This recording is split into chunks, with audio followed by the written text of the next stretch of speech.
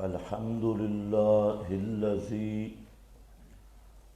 تمام صفات کارسازیہ مختص ہیں ساتھ اللہ کے، الذی خلق السماوات، جس نے پیدا کیا آسمانوں کو، والارض اور زمین کو، وجعل الظلمات اور پیدا کیا اندھیروں کو، والنور اور روشنی کو، ثم الذین کفروا پھر وہ لوگ جنہوں نے کفر کیا، بربہم یعدلون اپنے رب کے ساتھ اوروں کو برابر کرتے ہیں۔ سورۃ الانعام کا دعویٰ اور ربط آپ حضرات کے سامنے بیان کر دیا گیا۔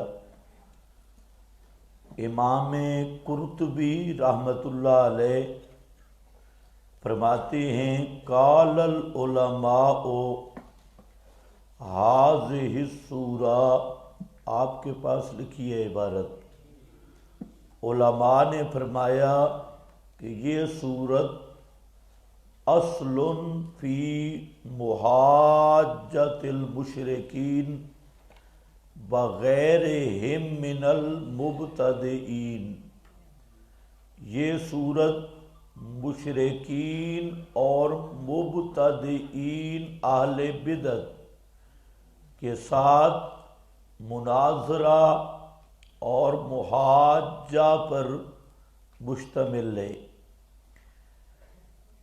حصہ اول سورت نفی شرک فی التصرف، پہلا حصہ جیسا کہ خلاصہ میں ذکر کیا گیا، نفی شرک فی التصرف، یا دوسرا عنوان اس کا نفی شرک اعتقادی، اور نفی شرک اعتقادی کے 6 عنوان، نفی شرک فی التصرف، نفی شرک فی العلم، نفی شرک فی الدعاء، نفی شرک فی الحاکمیت، نفی شرک فی السماع والبصر، 6 کے 6 عنوان یہ نفی شرک فی التصرف ہے۔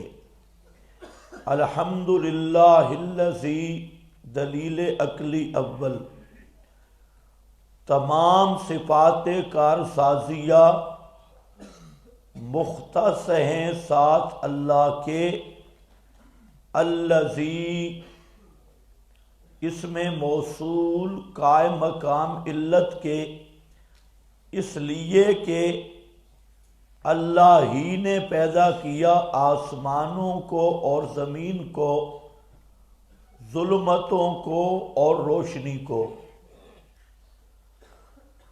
اس لیے تمام صفات کارسازیہ اللہ ہی کے ساتھ مختص ہیں۔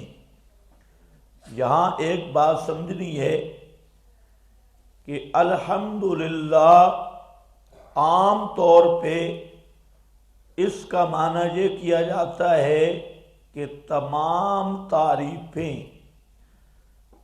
ثابت ہیں اللہ کے لیے۔ جنہوں نے عبد الغفور حاشیہ جامی پر ہے نحو میں وہ پڑھا، تو عبد الغفور میں اس کی تفصیل ہے، ہر حامد کی ہر حمد ہر وقت مختص ہے، ثابت ہے اللہ کے لیے۔ تو یہ اس طرح کی ابحاث نحو میں اکثر پڑھی جاتی ہیں، اور عموماً لوگ ترجمہ کرتے ہیں کہ سب تعریفیں اللہ کے لیے ہیں، یعنی حمد میں بے معنی تعریف، جیسے مختصر المعانی میں آپ نے پڑھا حمد کا معنی هو الثناء باللسان، اس پر بحثیں ہیں کہ حمد کہتے ہیں زبان سے تعریف کرنا، پھر حمد اور شکر اور مدح کا فرق فنی کتابوں میں آپ پڑھتے ہیں۔ اس لیے ایک بات ذہن میں رکھ لو، جتنی فنی کتابوں میں حمد کی بحث ہے وہ حمد فی اللغہ کی بحث ہے۔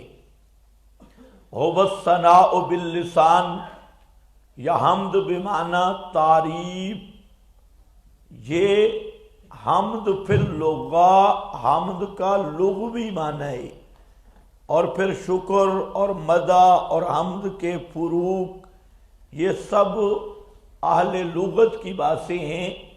یہاں پر دو چیزیں ہیں، ایک حمد فی اللغہ ہے جس کی تعریفات آپ حضرات پڑھتے ہیں مختلف فنون کی کتابوں میں، اور ایک حمد فی القرآن ہے، حمد قرآنی۔ تو حمد قرآنی کا معنی صفات کارسازیہ۔ قرآن پاک میں اگر الحمد کی بحث پڑھیں تو پورا قرآن دیکھ لیں، اول سے لے کے آخر تک جہاں پر بھی حمد کی بات آئی ہے وہاں صفات الوہیت کا بیان ہے، صفات کارسازیہ کا بیان ہے۔ تو حمد فی القرآن سے مراد ہے صفات الوہیت، صفات کارسازیہ۔ اس بات کو نہ سمجھتے ہوئے بعض اہل بدعت وہ قسم و قسم کے اعتراض کرتے ہیں کہ تم کہتے ہو تمام تعریفیں اللہ کے لیے ہیں، حالانکہ محمد کا معنی سب سے زیادہ تعریف کیا ہوا، وہاں پر بھی لفظ حمد موجود ہے۔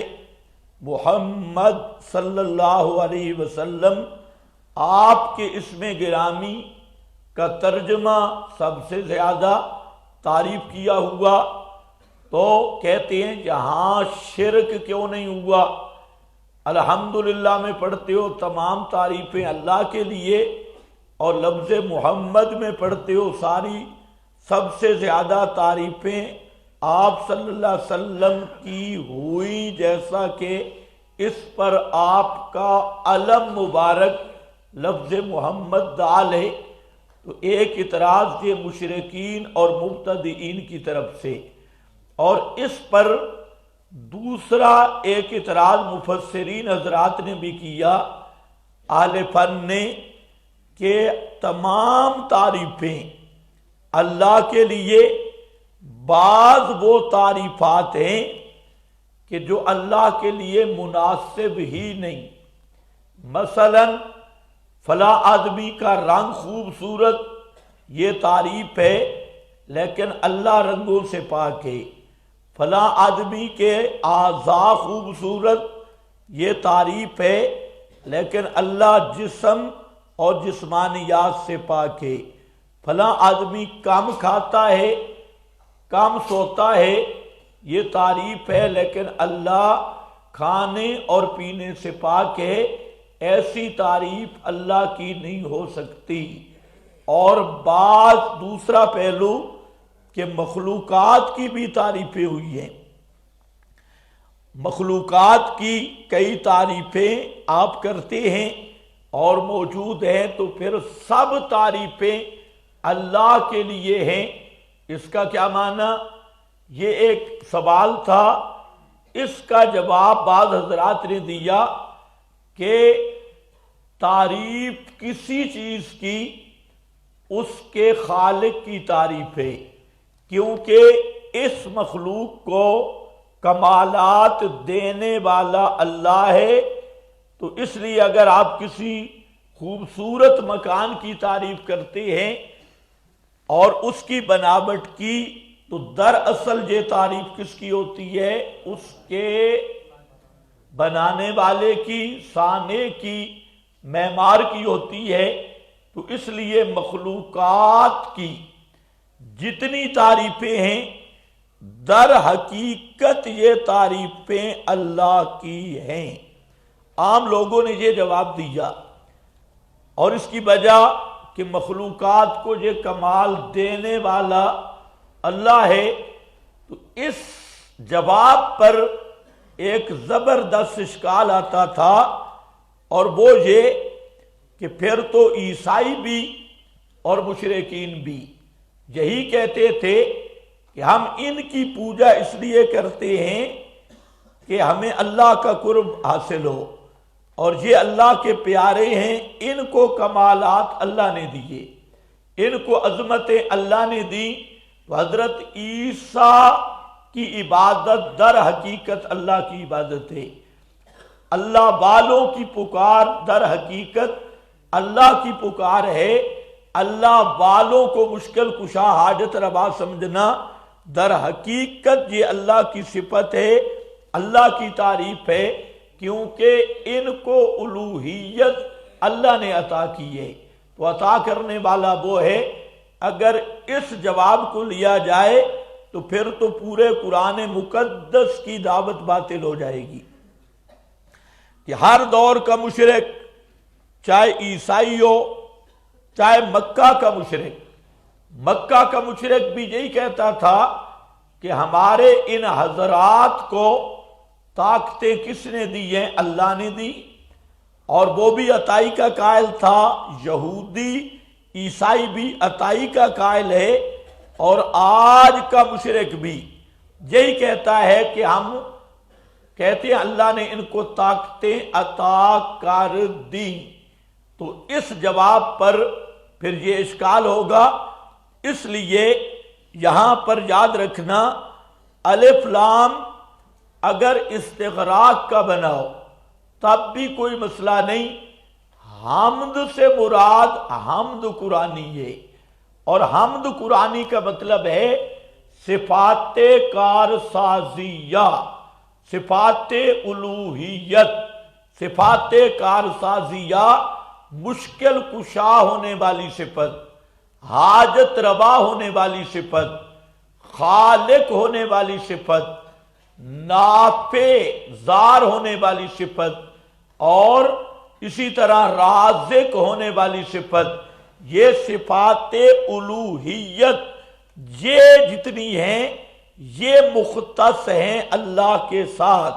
لام اختصاص کا ہے تو معنی ہوگا الحمدللہ تمام صفات کارسازیہ یہ مختص ہیں اللہ کے ساتھ۔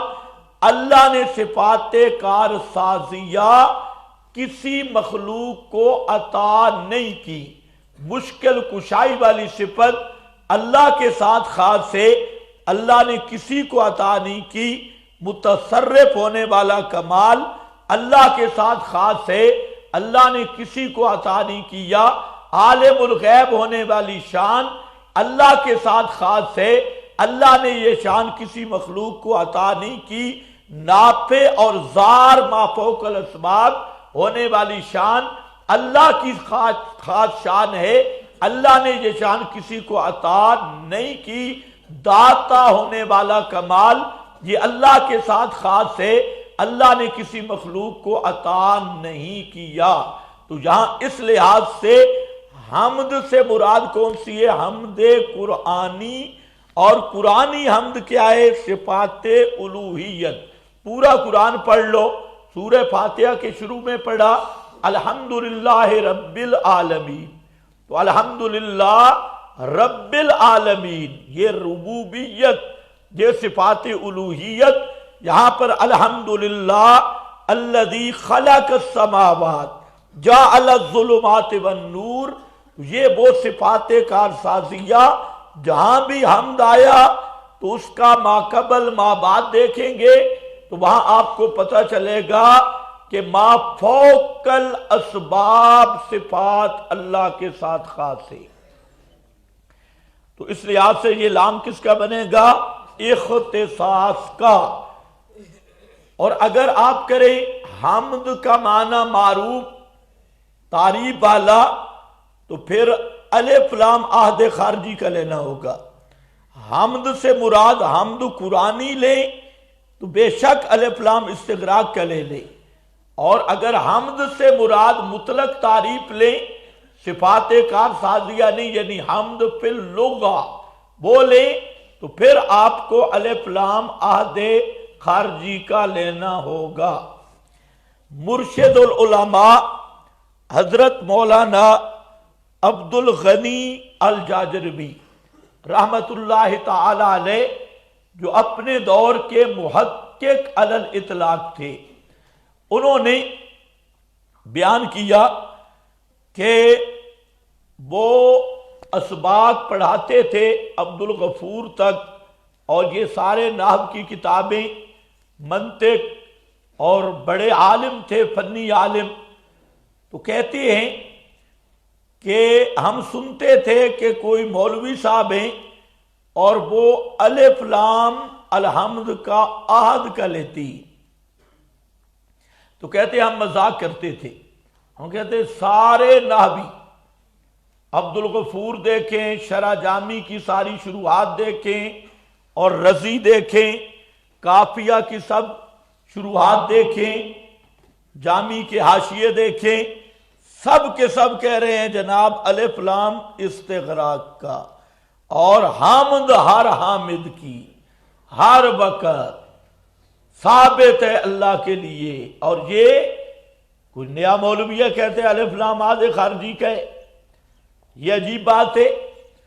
تو فرماتے ہیں کہ میں نے خواب دیکھا، اور خواب میں یہ بات اس لیے کہہ رہا ہوں، خواب کوئی حجت نہیں، البتہ جو خواب سچے ہوتے ہیں اشارات اور مبشرات ضرور ہوتی ہیں، لیکن پیغمبر کے علاوہ کسی کا خواب بھی شرعی حجت نہیں۔ آج لوگ خوابوں کو شرعی حجت بنا رہی ہیں، اور خواب بھی عجیب عجیب۔ اگر آپ دیکھیں مشرکوں کو ان کے مذہب کے مطابق خواب، اور جو اہل بدعت ہیں ان کو ان کے مذہب کے مطابق خواب، اہل رفض ہیں ان کو ان کے مذہب کے مطابق خواب، اور سب اس پہ ڈینگے مار رہے ہیں۔ اور ایک روایت نہ سمجھنے کی وجہ سے مولویوں کو بھی دھوکہ ہو گیا کہ من رآنی فی المنام فقد رآنی، جس نے مجھے خواب میں دیکھا تو اس نے مجھے دیکھا۔ ان الشیطان لا یتمثل بصورتی، شیطان میری صورت میں تمثل نہیں کر سکتا۔ تو اب ان لوگوں نے اس روایت کو آڑ بنا کر سبز پگڑی والوں کے خواب سنو، وہ اپنی تائید میں پیش کریں گے۔ ڈاکٹر طاہر القادری کے خواب سنیں، اس نے تو جہاں تک کہا کہ آپ نے مجھے یہ بھی فرمایا کہ میں لاہور آنا چاہتا ہوں، مجھے کرایہ چاہیے، ہوٹل کا انتظام، کرایہ، آنے جانے کا خرچہ۔ تو طاہر القادری نے کہا میری ذمہ داری ہے کرایہ میں دوں گا۔ دوسرے بریلوی ناراض ہو گئے، بھئی ہم تو حاضر ناظر سمجھتے تھے، اور جہاں جو حاضر ناظر ہو وہ آنے جانے کا کرایہ کیسے لے رہے ہیں؟ تو انہوں نے طاہر القادری کے خلاف کتابیں لکھی اور کہا کہ طاہر القادری مرتد ہو گیا۔ لیکن یہ جو خواب ہے یہ اس روایت کو نہ سمجھنے کی بنیاد پہ حضرت شاہ عبدالعزیز رحمت اللہ علیہ، ان کے پاس ایک آدمی آیا، یہ فتاوی عزیزیہ میں بھی موجود ہے۔ تو اس نے کہا کہ میں نے خواب دیکھا، نبی کریم صلی اللہ علیہ وسلم کی زیارت ہوئی، اور آپ نے مجھے فرمایا کہ شیعہ کا اثنا عشری مذہب جو ہے یہ مذہب حق ہے، آپ اس کو قبول کر لیں۔ وہ پریشان ہو کہ اثنا عشری شیعہ کے کفر پہ پوری امت کا اجماع ہے، خالص کافر فرقہ جو اثنا عشری فرقہ ہے، جو صدیق اکبر کی تکفیر کرتے ہیں، بلکہ سب صحابہ کی تکفیر کرتے ہیں اور قرآن کو محرم مانتے ہیں، رجعت جیسا بیہودہ عقیدہ اور امامت جیسا کفریہ اور شرکیہ عقیدہ انہی کا ہے، شیعہ اثنا عشری کا، تو وہ کہتے ہیں نبی کریم علیہ السلام نے مجھے حکم دیا کہ آپ اثنا عشری شیعہ کا مذہب قبول کر لیں۔ تو شاہ عبدالعزیز نے اس کے 5 جواب دیے، ان میں سے ایک جواب یہ دیا کہ حدیث میں یہ آ رہا ہے کہ شیطان میری صورت اختیار نہیں کر سکتا، لیکن شیطان دوسری صورت میں آ کر دھوکہ تو دے سکتا ہے، صورت دوسری اختیار کرے اور کہے انا محمد، تو آپ کی صورت شیطان نہیں اختیار کر سکتا، آپ کی صورت کو اللہ نے محفوظ کیا، لیکن شیطان دوسری شکلوں میں آ کر یہ دھوکہ دیتا ہے کہ میں فلاں ہوں، میں فلاں ہوں، میں فلاں، تو اس لیے یہ خواب شیطانی ہے، یہ اللہ تعالیٰ کی طرف سے نہیں، اور خواب کسی کا بھی اسی لحاظ سے قطعاً حجت نہیں، صرف پیغمبر کا خواب وہی ہوتا ہے، پیغمبر کا خواب حجت ہے۔ اس کے بعد خواب کی 3 قسمیں انشاءاللہ آئیں گی سورہ یوسف میں، وہاں پر تفصیل ہوگی۔ تو بہرحال میں نے وضاحت کر دی کہ یہ صرف کیا ہے، مبشرات ہے۔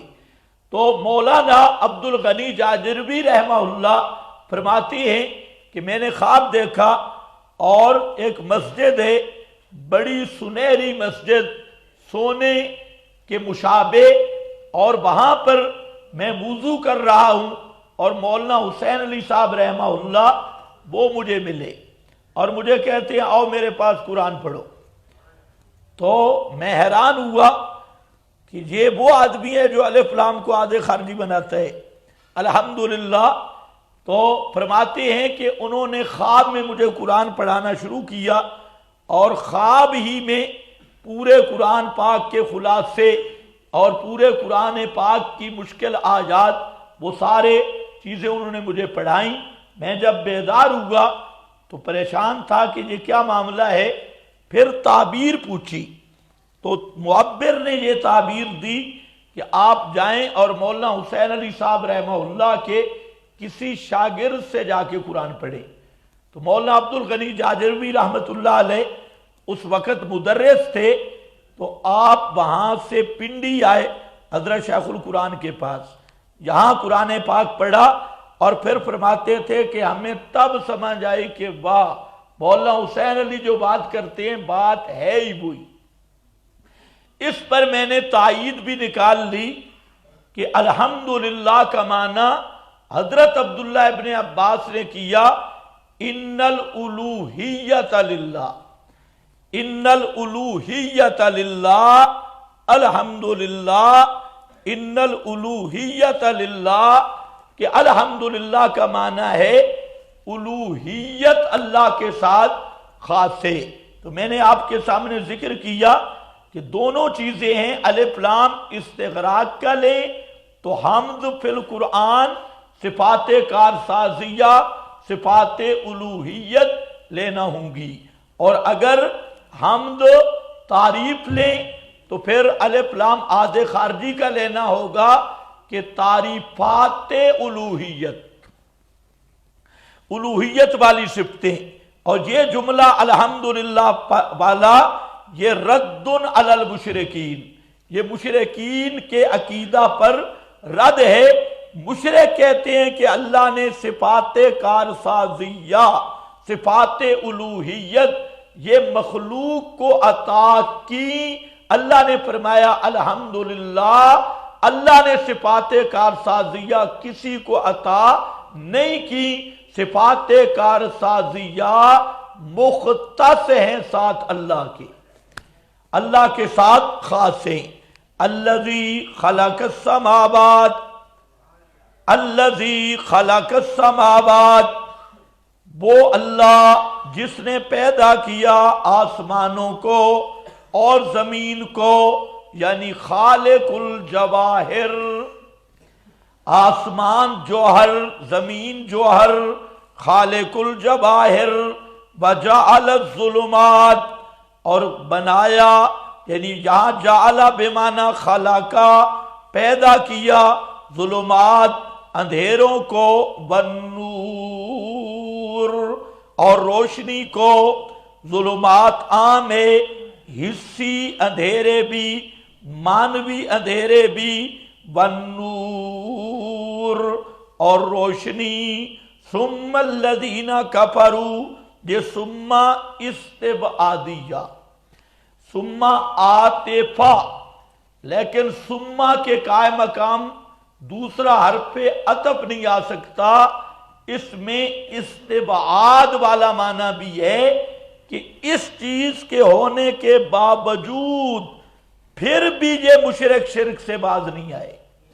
الحمدللہ الذی، چاہیے تو یہ تھا کہ جس نے آسمانوں کو پیدا کیا، جس نے زمین کو پیدا کیا، جس نے اندھیروں کو پیدا کیا، جس نے روشنی کو پیدا کیا، اسی ہی کو مشکل کشا مانتے، اسی ہی کو حاجت روا مانتے، اس کے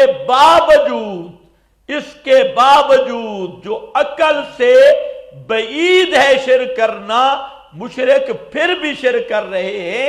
یہ ثم استبعادیہ، ثم الذین کفروا، پھر وہ لوگ جنہوں نے کفر کیا، بربہم، اپنے رب کے ساتھ، بربہم یعدلون، اوروں کو برابر کرتے ہیں۔ یہاں یہ مقام اشکال ہے، اس کو ذرا سمجھو۔ بڑے بڑے ملا اور مفتی اس اشکال کا شکار ہوئے، جن کا قرآن کے ساتھ تعلق نہیں، اور انہوں نے منطق کی چند کتابیں پڑھ لی یا چند فنون پڑھ لیے، تو وہ اپنے آپ کو سمجھتے ہیں عالم کل اور عالم ما کان ما یکون، اور ہوتے ہیں بالکل اجہل الجاہلین، اجہل الناس۔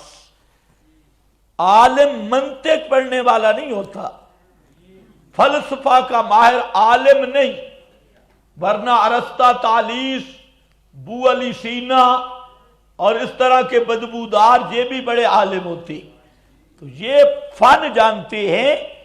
عالم ہے قرآن کو سمجھنے والا۔ اور آج اصل مصیبت یہ ہے کہ اکثر لوگ علم سمجھتے ہیں منطق کو، فلسفہ کو، یا کوئی اس سے آگے بڑھے تو وہ بیٹھے ہوتے ہیں بَبِهِ قَالَ حَدَّثَنَا فُلَان، نہ کوئی اصول کا پتہ، نہ درایت کا پتہ، نہ سند کا پتہ، نہ روایت کا پتہ، اور اس پہ وہ بورڈ لگا لیتے ہیں، چوہے کو ہریڑے ملی پنسار سٹور، اوپر لکھ دیا، تو یہ پھر ہوتی ہیں اب مفتی اعظم۔ اور پھر جب اداروں کی مہر لگتی ہے کہ یہ مفتی فلانے مدرسے میں بھی رہا،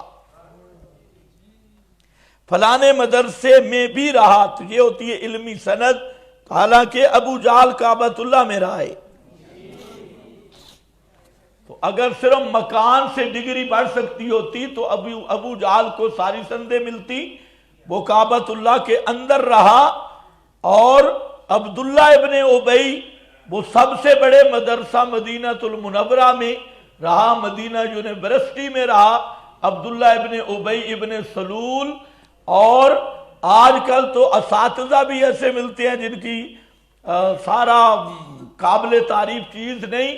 عبداللہ ابن ابی اس کے استاذ تھے محمد الرسول اللہ صلی اللہ علیہ وسلم، وہ پڑھتا بھی رہا وہاں مدینہ منورہ میں، لیکن اس کو ڈگری جہنم کی ملی ہے سوء استعداد کی وجہ سے۔ آج مولوی مروب ہوتے ہیں، یہ کہاں کا پڑھا ہوا ہے جی، یہ فلانا مدرسہ جام بلڈنگیں بڑی ہے نا، اس میں یہ ڈنگر رہا ہے۔ اب تو علم کی مہر لگ گئی کہ یہ فلانے دارالعلوم میں رہا، یہ فلانے جامعہ میں رہا، یہ خیر المدارس کا ڈنگر ہے، یہ جامعہ اشرفیہ کا ڈنگر ہے، یہ جامعۃ الرشید کا بیل آیا، اور یہ دارالعلوم کا بچہ ہے، اس میں رہا ہے۔ تو یہ بڑے مدارس اور بڑی جگہ پہ بیٹھنے سے آدمی بڑا مولوی نہیں بنتا، رش میں آدمی بڑا مولوی نہیں بنتا، نہیں تو عمران خان بھی شیخ الحدیث ہے۔ تو اس لیے بات ذرا ذہن میں رکھ لو، ان مفتیوں نے جو ان پڑھ مفتی ہیں اور جاہل بالقرآن مفتیان کرام، جاہل بالقرآن مدرسین اور جاہل بالقرآن شیخ الحدیث، یہ وہ مصیبت ہے جنہوں نے دین کا اتنا نقصان کیا جتنا ابو جہل کی تلوار نہیں کر سکی۔ ان مفتیان کرام نے پورے دین کا بہت نقصان کر دیا۔ اب یہاں پر جب یہ آیت دیکھتے ہیں تو کئی مفتیوں سے ہماری بات ہوئی، نام لینا مناسب نہیں، جہاں ہوا پھر لے بھی لیں گے، فی الحال نہیں لیتے۔ بڑے بڑے مفتیوں سے بات ہوئی، اور بظاہر بعض تو وہ مفتی ہیں جو لیبل بھی اشاعت التوحید کا استعمال کرتی ہے، لیکن اندر نرا گند ہے، اوپر لیبل اشاعت کا اور اندر بالکل یہودیت اور منافقت ہے۔ ان سے بھی ہماری بات ہوئی، اور جو واضح طور پہ للڑ برادری ہے وہ تو اسی خبت کا شکار ہے، حتیٰ کہ مفتی رفیع صاحب بھی بڑے بزرگ ہیں، ان کا بھی یہی خبت ہے، اور یہی وجہ ہے کہ مفتی صاحب نے چونکہ قرآن نہیں دیکھا ہوا اس لیے ظاہر ہے ان کو بھی اعتراض ہوگا۔ تو اب وہ اس آیات سے شبہ سنو، کہتی ہیں دیکھو جی، شرک تب بنتا ہے کہ آدمی کسی غیر اللہ کو اللہ کے برابر سمجھے۔ اگر اللہ کے برابر نہیں سمجھا شرک نہیں ہوتا۔ تسویہ کا معنی کیا ہے؟ برابری۔ تو اس لیے شرک تب ہوگا کہ کسی مخلوق کو اللہ کے برابر سمجھا جائے، جیسے جہاں پر کیا آیا بے ربہم یعدلون، کہ یہ مشرک دوسروں کو اللہ کے برابر سمجھتے ہیں۔ اس آیت پہ آ کر پیر کرم شاہ الازہری نے انتہائی تلبیس کی۔ ضیاء القرآن دیکھنا، سعیدی اس آیت پہ آ کے آئیں بائیں شائیں کر کے گزر گیا۔ وہ تھوڑا سا سمجھدار تھا، اس لیے اس نے بات چھیڑی نہیں، چپ کر کے گزر گیا۔ اور سعیدی نے یہ کہہ دیا کام الٹا کہ جو غیر اللہ کی عبادت کرتا ہے اس کا عقیدہ یہی ہوتا ہے کہ وہ اللہ کے برابر ہے۔ ابن جریر کی عبارت کو بھی الٹا کر دیا، اور اس کا بھی غلط مقصد اخذ کیا جسٹس پیر کرم شاہ نے۔ تو پہلی بنیاد کہ شرک تب ہوگا کہ مخلوق کو اللہ کے برابر سمجھا جائے۔ آپ نے مسئلہ الہ پڑھ لیا، میں نے وہاں پر بھی عرض کیا تھا کہ اگر شرک کا معیار یہ ہے کہ مخلوق کو ذات و صفات میں اللہ کے برابر سمجھا جائے تو پھر تو ابو جہل بھی مشرک نہیں، مکہ والے بھی مشرک نہیں، کیونکہ مکہ والے بھی اللہ کے برابر کسی کو نہیں سمجھتے تھے۔ قرآن خود اس کا گواہ ہے کہ توحید کے 2.5 درجے مانتے تھے۔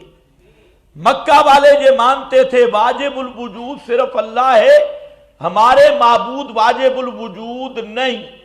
نمبر 2، مکہ والے یہ مانتے تھے کہ خالق صرف اللہ ہے، ہمارے معبود خالق نہیں۔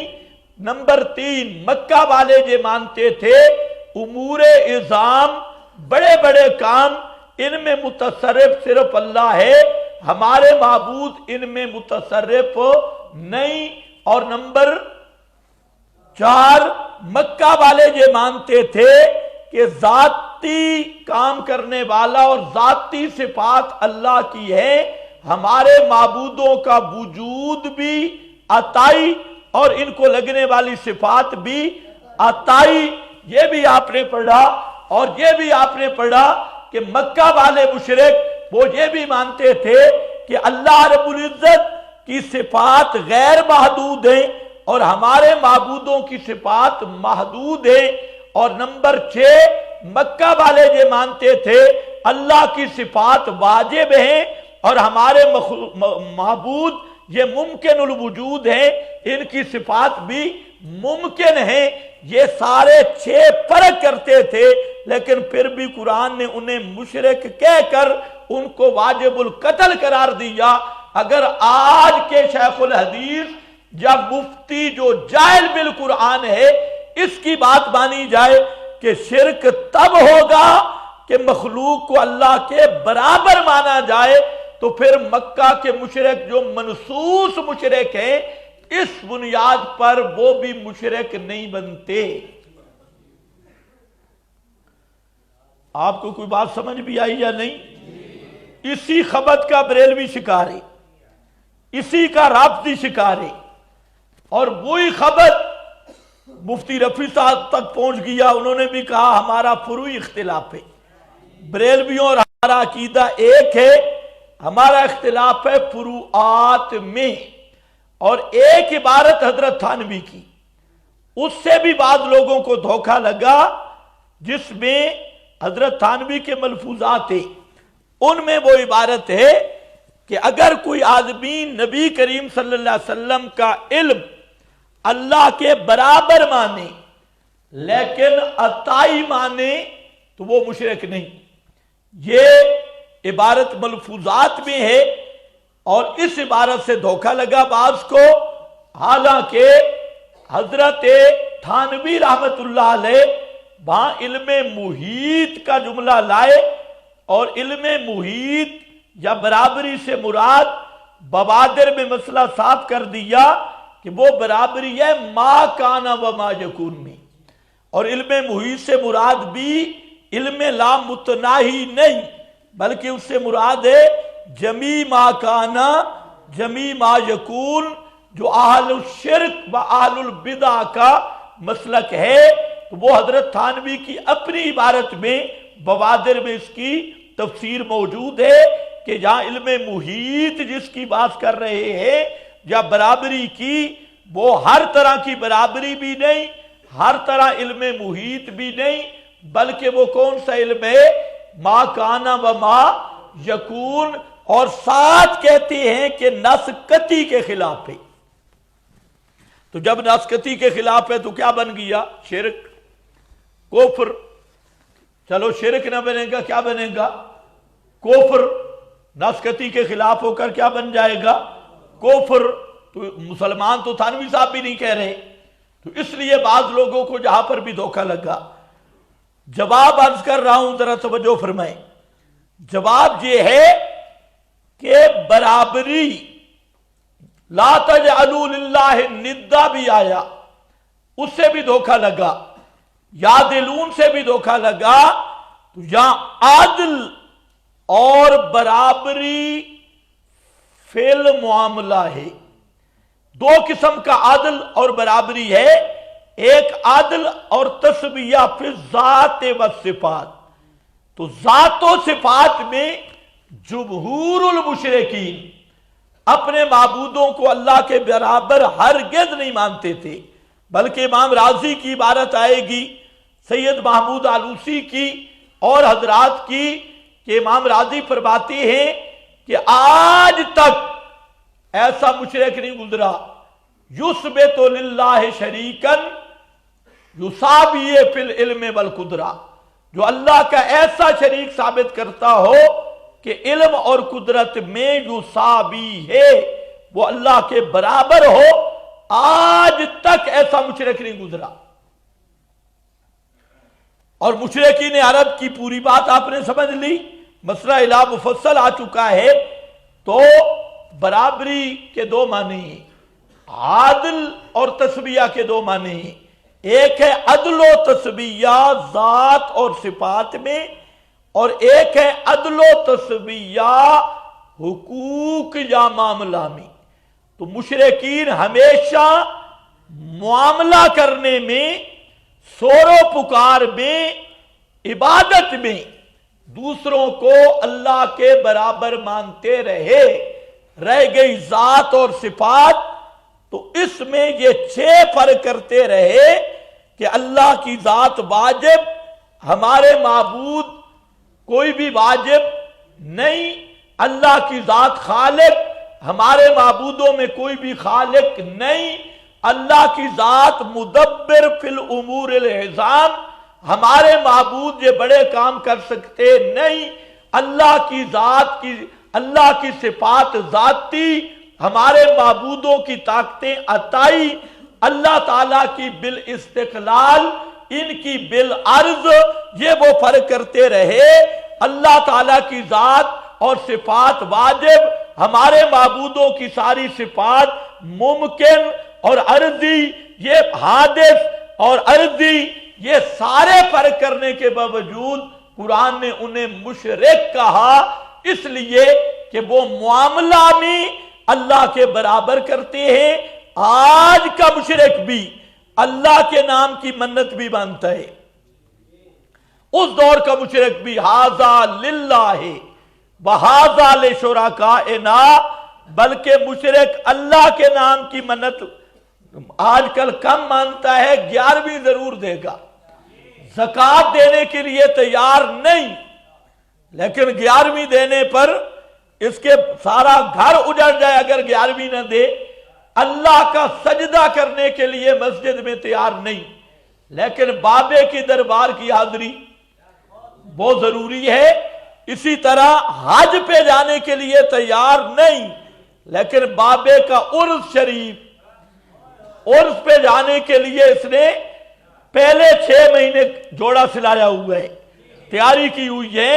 تو یہ جو معاملہ ہے، عبادت ہے، اتنا یا اللہ مدد مشرک نہیں کہتا جتنا یار پیر مدد، یا فقیر مدد، یا علی مدد، یا امام مدد، اللہ کو اتنا نہیں پکارتا جتنا غیر اللہ کو پکارتا ہے، اللہ رب العزت کے سامنے اتنا نہیں جھکتا جتنا غیروں کے سامنے جھکتا ہے، اللہ کے حکم پہ اتنا کان نہیں دھرتا جتنا طاغوت کے حکم کا تابع۔ توجہ ہے میری طرف؟ اللہ کا حکم ایسے ذوق سے نہیں مانتا جتنا امریکہ کا مانتا ہے، جتنا برطانیہ کا مانتا ہے، جتنا اقوام متحدہ جیسے بدماش ادارے کا مانتا ہے، اس کے سامنے تو جھکا ہے، اور اللہ کے سامنے اکڑا ہوا ہے طاغوت کا پجاری۔ تو یہ ہوتا ہے شرک فی المعاملہ، شرک عدل، تسویہ فی المعاملہ، تسویہ فی العبادت۔ تو حاصل کیا نکلا؟ یہ آج کے جاہر بالقرآن مفتی کا دھوکہ ہے جو کہتا ہے شرک تب ہے کہ مخلوق کی صفات اللہ کے برابر مانی جائیں اور مخلوق کی ذات کو واجب مانا جائے، تب شرک بنے گا۔ تو یہ ایسا اجہل ہے، جہل مرکب، اس کو مفتی کہنا بھی لفظ مفتی کی بھی توہین ہے۔ تو اس لیے یہاں عبادت سے عدل اور تسویہ سے مراد کیا ہے؟ معاملہ، تسویہ فی العبادت، سور و پکار، نظر و نیاز، پھیرے طواف، حکم کی تابعداری، یہ چیزیں مراد ہیں۔ اس پر آپ کے سامنے مفسرین حضرات کی، اور میں پورے دعوے سے کہہ رہا ہوں کہ تمام مفسرین ابن جریر سے لے کر آخر عثمانی تک تقریباً یہ 500 کے قریب مفسرین ہیں، 500 کے قریب مفسرین جن کو ہم نے جہاں اس مقام پہ دیکھا، آپ دیکھ لیں، ان سب نے یہ معنی کیا جس کو ہم یہاں پر ذکر کر رہے ہیں۔ وَجَعَلَ الظُّلُمَاتِ، اچھا، کَفَرُوا بِرَبِّهِمْ يَعْدِلُونَ،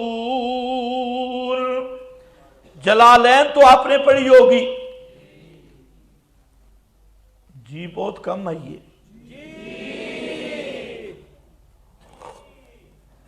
جنہوں نے جلالین پڑھی ہے ذرا ہاتھ کھڑا کریں. ماشاءاللہ سب نے پڑھی ہے. یہ جلالین سے عبارت ہے. یعدلون فی العبادہ، یعدلون فی سمجھو، یعدلون فی العبادہ، یعدلون فی الذات والصفات. کس میں برابری کرتے ہیں؟ ذات اور صفات میں. کس میں برابری کرتے ہیں؟ عبادت میں. ذات صفات میں نہیں. برابری کس میں ہے؟ عبادت میں. اور دعا پکار بھی کیا ہے؟ الدعاء مخل عبادہ. اور حاکم حقیقی سمجھ کر اطاعت بھی کیا ہے؟ العبادہ. یہ مسئلہ الہ میں گزر گیا. وہ عبادت تو کس میں برابری کرتے ہیں؟ فی العبادہ. جلالین شریفین. یعدلون اس پہ حاشیہ ہوگا، ذرا دیکھو.